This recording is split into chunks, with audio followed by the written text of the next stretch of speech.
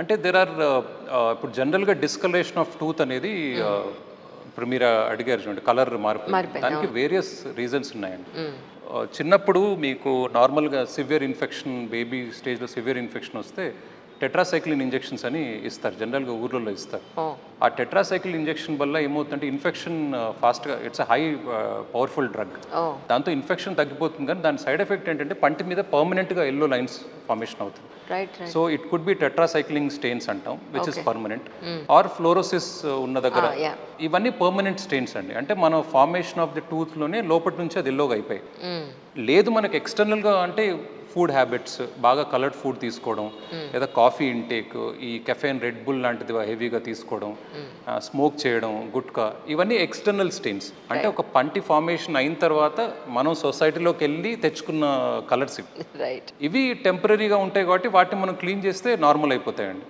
కొంచెం డీప్గా ఉండి ఫస్ట్ లేయర్ నుంచి కొంచెం డీప్గా వెళ్ళిందంటే టీత్ వైట్నింగ్ ప్రొసీజర్ అని ఉంటుంది. అది బేసికలీ హైడ్రోజన్ పెరాక్సైడ్ లో కాన్సన్ట్రేషన్లో పెట్టి క్లీన్ చేస్తాం. That is also good. చాలా డీప్గా ఉండి లోపటి నుంచి వచ్చేదాన్ని మాత్రం కరెక్ట్ చేయలేమండి. దాని మీద ఏదైనా మనం మాస్క్ చేయాలి. మాస్క్ అంటే చిన్న డిస్కలేషన్ అనుకోండి, ఫిల్లింగ్స్తో కాంపోజిట్ ఫిల్లింగ్స్ అని ఉంటాయి, అది చేయడం, లేదా ఈ టూత్ లెన్స్ అనేది లామినేట్స్ ఆర్ వెనియర్స్ అంటారు, అవి పెట్టి మాస్క్ చేస్తాం. సో క్లీనింగ్ వల్ల మనం జరిగేది ఏంటంటే గారు, అంటే మనం రోజు తినే పదార్థాలు అన్ని అసిడిక్ అయ్యి పంటి మీద రఫ్నెస్ వల్ల ఉండిపోతాయి. అది మనం ఎంత బ్రష్ చేసినా డైలీ ఒక మాదిరి వరకు వెళ్తుంది, కానీ రిమైనింగ్ అక్కడ ఉండిపోతాయి. దాన్ని మనం రెగ్యులర్గా క్లీన్ చేయించుకుంటే మినిమల్ డిస్కలేషన్ వాళ్ళకి దాంతో సాల్వ్ అయిపోతుంది. కొంచెం డీప్గా ఉంటే డీప్ క్లీనింగ్ అనేది చేస్తాం. బట్ ఇంకా చాలా ఎక్కువ డిస్కలేషన్ అయి ఉంటే మాత్రం we have to either go with teeth whitening procedures or masking it. So teeth whitening procedures అయితే ఉన్నాయి. టీత్ వైట్నింగ్ ఉన్నాయండి. సో పైన ఇందాక మీరు చెప్పినట్టు ఎంత పన్ను పాడైనా కూడా దాన్ని మనం బయటకు చూడడానికి హెల్దీగా అందంగా చేసుకోవచ్చు. But it is not like ఇప్పుడు మనం ఇన్స్టా రీల్లో మ్యాజిక్ లాగా ఇలా బిఫోర్ ఆఫ్టర్ లాగా అయితే కాదు. ఇట్ విల్ టేక్ టైం అండి, ఓపిక ఉండాలి. అంటే కొన్ని టీత్ వైట్నింగ్ ఎలా ఉంటుందంటే కొందరికి చాలా తక్కువ స్టెయిన్స్, అంటే మీకు కొందరికి ఎలా ఉంటుందంటే స్టెయిన్స్ తక్కువ ఉన్నా కూడా వాటి ఇంపాక్ట్ చాలా ఎక్కువ ఉంటుంది, డీప్గా ఉంటాయి. అలాంటి వాళ్ళకి 1 సిట్టింగ్లో అవ్వదు probably, it could take 2 sittings. సింపుల్గా ఉన్న వాళ్ళకి సింగిల్ సిట్టింగ్. లేదు కొంచెం మరీ డీప్గా ఉన్నాయంటే దెన్ పైన నుంచి మనం దాన్ని కొంచెం మాస్క్ చేయడం, ఏది ఫిల్లింగ్ బట్టి. సో ఏదైనా again it comes down to diagnosis అండి. అంటే ఒకటే సిట్టింగ్ అయిపోతుంది నేను అన్ని కేసెస్ ఏది జరగదు సార్, సింగిల్ సిట్టింగ్ లో ఏది జరగదు absolutely. But it is possible అండి, చేయొచ్చు. పైనుంచి మాస్క్ చేసుకొని క్లీన్ చేసేసుకొని శుభ్రంగా వీ కెన్ డూ ఇట్. నేను ఈ మధ్య కొత్తది ఒకటి ట్రీట్మెంట్ గురించి వింటూ ఉన్నానంటే, రీసెంట్గా ఒక హీరో కెమెరా ముందుకు వచ్చి మా స్టేజ్ మీద మాట్లాడుతుంటే పళ్ళు విపరీతంగా షైన్ అవుతూ ఉన్నాయట. సో ఈ షైనింగ్కి సపరేట్ ట్రీట్మెంట్ ఉంది, మనం అంత బాగా పళ్ళని షైన్ చేస్తూ చూపించవచ్చు అని అన్నారు. ఇట్స్ జస్ట్ అబౌట్ ట్రీట్మెంట్ అని అన్నారు. Is it right sir? అంటే షైనింగ్ ఇప్పుడు ఎలా అంటే ఇప్పుడు నార్మల్గా ఇప్పుడు జనరల్గా మనం స్కిన్ కండిషన్కి వస్తే కొందరికి స్కిన్ న్యాచురల్గానే గ్లో ఉంటుంది. ఆ న్యాచురల్ గ్లో అనేది మన వాతావరణం ఎంత ఎక్స్పోజ్ అవుతున్నాం, డస్ట్కి, పొల్యూషన్కి కావచ్చు, మనం ప్రాపర్గా స్లీప్ తీసుకుంటే కూడా దాని ఎఫెక్ట్ ఉంటుంది. మాయిశ్చరైజర్ అవన్నీ మనం ప్రాపర్గా చేస్తే ట్యాన్ అవ్వకుండా చేస్తే ఉంటుంది. సో అలా మీకు ఇండివిజువల్గా గ్లో అనేది ఉంటుంది. సేమ్ అలానే కొందరికి ఏమవుతుందంటే enamel it self is very bright అండి. కొందరికి ఎనామిల్ చాలా బ్రైట్గా ఉంటుంది న్యాచురల్గా. ఎవరికైనా మీకు పైన ఎనామిల్ అనేది strongest part of the body. మన బాడీలో స్ట్రాంగెస్ట్ ఇస్ ఎనామిల్. దాన్ని మనం మిస్యూజ్ చేసి బాగా గట్టిగా బ్రష్ చేయడం, హార్డ్ బ్రష్ వాడడం, బ్యాడ్ హ్యాబిట్స్తో దాన్ని మనం సోడాస్ అవన్నీ బాగా ఎక్కువ తీసుకోవడం, వాటి జరిగే కెమికల్ రియాక్షన్ వల్ల పైన ఎనామిల్ వెళ్ళిపోయినప్పుడు మీకు రఫ్నెస్ వచ్చేస్తుంది. ఎవరికైతే యంగ్ వాళ్ళు ఉంటారో వాళ్ళకి ఎనామిల్ థిక్నెస్ ఎక్కువగా ఉంటుంది. అలాంటి వాళ్ళకి సింపుల్ నార్మల్గా పాలిషింగ్ ఉంటుందండి, ఆ పాలిష్ చేసినా కూడా గ్లో అవుతుంటాయి. So I would personally, this is my personal opinion అండి, వాళ్ళ managing of gums and tooth is also very important. అది అందరికి అలా జరుగుతుందని నేను అనను, కొందరికి న్యాచురల్గా ఉంటుంది, వాళ్ళకి కొంచెం మనం పాలిష్ చేసినా it will enhance a lot. But కొన్ని మెథడ్స్ ఉన్నాయి, దాన్ని బట్టి మనం పాలిషింగ్ కూడా ఇంకా ఎన్హాన్స్ చేసుకోవచ్చు. బట్ అగైన్ మళ్ళీ మనం ఎంత ఎనామిల్ థిక్నెస్ ఉంది, ఏం ట్రీట్మెంట్ చేయాలనేది మనం డిసైడ్ చేసుకోవాలి. ఓకే, అంటే ఎనామిల్ని మనం ఆర్టిఫిషియల్గా పైనుంచి ఏమి పెయింట్లో ఏం చేయలేము. ఇంపాసిబుల్ అండి, impossible. Enamel is the only part in the body which can't be again regrown. So science has to be improve little more. అంటే సైన్స్ అంటే చాలా స్టడీస్ జరుగుతున్నాయండి వెస్ట్రన్ కంట్రీస్లో, జపాన్లో ఎస్పెషల్లీ చాలా స్టడీస్ రిగార్డింగ్ ఎనామిల్ని మనం ఎలా రీగ్రోత్ చేయాలి మళ్ళీ. దానివల్ల మనకు పుచ్చులు కూడా అయిపోతాయని.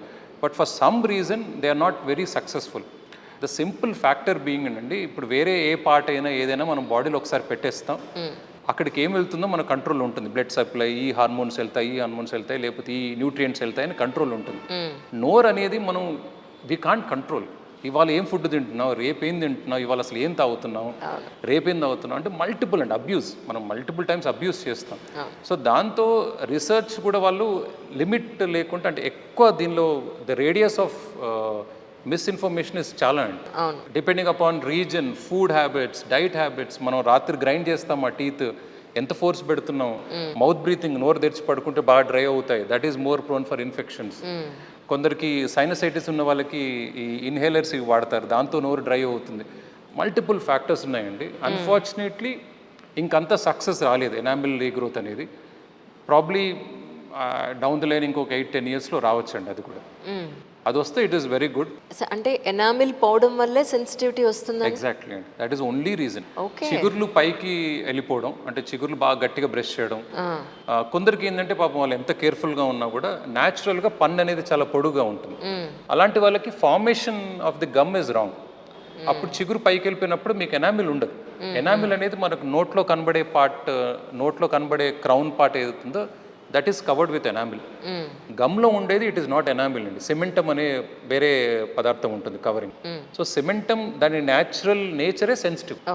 ఒక్కసారి ఎనామిల్ తగ్గిపోవడం వల్ల, అంటే పనులు అరిగిపోవడం వల్ల, లేదా చిగురు పైకి వెళ్ళిపోయి ఎప్పుడైతే ఆ సిమెంటమ్ లేయర్ బయటకు వస్తుందో మీరు నార్మల్ వాటర్ తీసుకున్నా కూడా సెన్సిటివిటీ ఉంటుంది. ఎందుకంటే the nature of the cementum is like that.